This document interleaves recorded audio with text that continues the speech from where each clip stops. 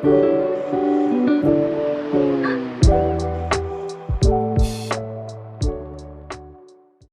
day everyone, my name is Serge Harvey Aurelio and I'll be discussing the lesson 3, which is the moral development theories.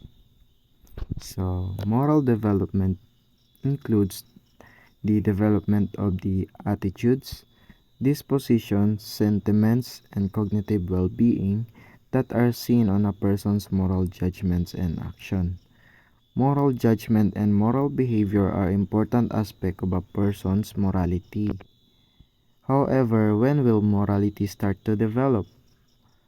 Cognitive psychologists believe that moral judgment develop as children age.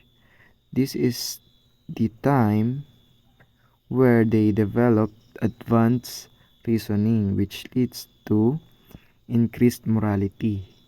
Most contemporary psychologists and educators generally agree that to be moral is to treat others equally and show concern for their welfare. So, in moral development, ito na yung pag-uugali o pag-aasal ng isang bata. So, habang tumatanda yung bata, doon na develop yung kanyang uugali, inaasal, or yung pagiging rational niya sa lahat ng kanyang mga action.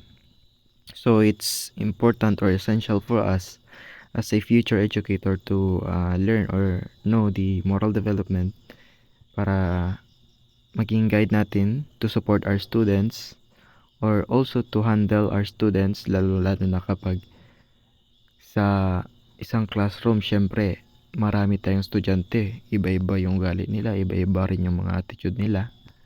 So it's important for us to know yung development ng isang bata. Also, it's significant rin kasi magagamit rin ito ng mga magulang to support their child sa kanilang paglalaki para makorek yung kanilang mga pag-uugali. Siyempre yung kanilang inaasal kung naayon ba sa kanilang edad, kumbaga.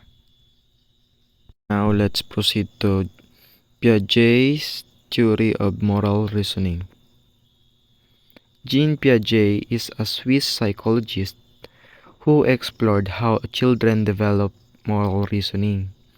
He believed that children do not automatically learn and internalize the norms and morals of their society, but by means of active interaction with the society and environmental conditions. In his study, he documented that children learn morality best by dealing with others. Piaget viewed justice as central concept of morality. To unveil children conceptualize justice, he told them stories of misbehavior such as playing ball inside the house and then breaking the lamp. He then solicited us their ideas about fair and unfair punishment. Based from the responses, Piaget concluded two kinds of moral reasoning, which is the heteronymous and autonomous. On heteronymous morality, it starts on 5 to 9 years old. It's also known as moral realism. Moral realism is an authority-oriented morality. Rules are defined by authority and these define what is right and what is wrong. This type of morality rigidly follows the set of rules in order to avoid punishment. Hence, rules are seen as fixed and children uphold to them strictly. Next, we have the autonomous morality, which is from 9 to 10 years old. It's also known as moral relativism. Is a reciprocity-oriented morality. In this type of morality, children no longer see a strong adherence to blind obedience as basis for moral judgment. This is now based on reciprocity and cooperation where rules can be changed if people would agree. So to sum it up, heteronymous morality is where children see rules as fixed. So for they obey rules set by an authority. For example, yung teacher, pag sinabi niya na bawal lumabas kasi may mga handang parusa, ibig sabihin, bawal lumabas yung mga bata or matatakot sila sa consequences kapag nag-disobey sila. While on autonomous morality naman, nakaka-understand na yung bata or they already know that roles can be changed. For example,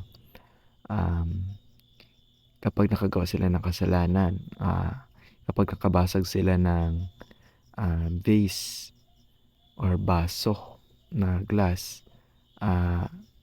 kapag nabasag yun o binasag mo intentionally, meaning masama yon.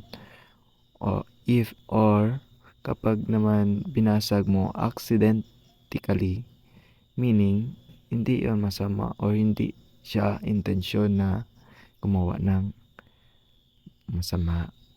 So now let's move to Kohlberg stages of moral development. Lawrence Kohlberg developed a stage-based moral development model based from Piaget's idea. This moral development theory is divided into 3 levels with 2 stages each. In this, people move through these stages in order, and that cognitive development is the underpinning of moral understanding.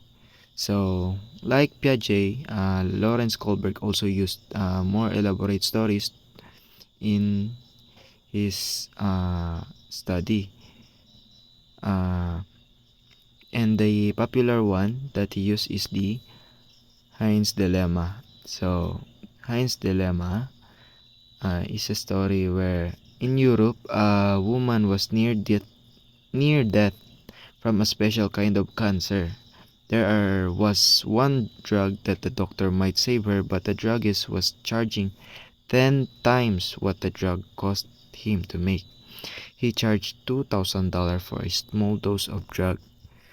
So the sick woman's husband, Heinz, went to everyone he knew to borrow money, but he can only get together about $1,000, which is the half of the told price. He told the druggist that his wife was dying and asked him to sell it cheaper or let him pay later. But the druggist said, "No, I discovered the drug and I'm going to make money from it." So Heinz gets so desperate and considers breaking into Mann's store to steal the drug for his wife.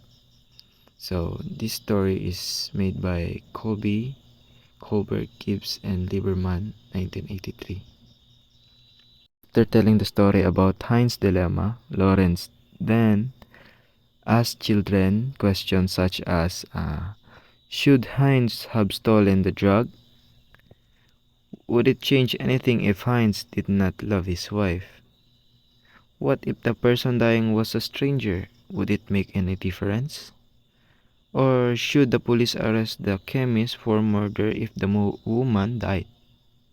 Based from the response, Kohlberg then outlined 6 stages of moral development, which is now the level 1. Level 1 has 2 stages, which is the stage 1 and stage 2. So on level 1, pre-conventional morality, punishment and obedience to authority. So on stage 1, obedience and punishment orientation. So the child sees obedience as means to avoid punishment. In this stage, bad behavior is punished and good behavior is rewarded. If a child is to answer the questions, should Heinz steal the drug, then the answer would be no, because he will be punished. So next is the stage 2, which is the individualism and exchange. In this stage, fairness is given much premium. People follow rules when they are on their interest. The main reason for doing right is to serve your own advantage. Moreover, people will do good to others if they expect them to reciprocate the favor. On the apex of Hein's dilemma, the answer would be he will not steal the drugs if the druggist is nicer. So that's all for the topic that assigned to me, and the continuation will be with my group mate Miss by Armia Lanta.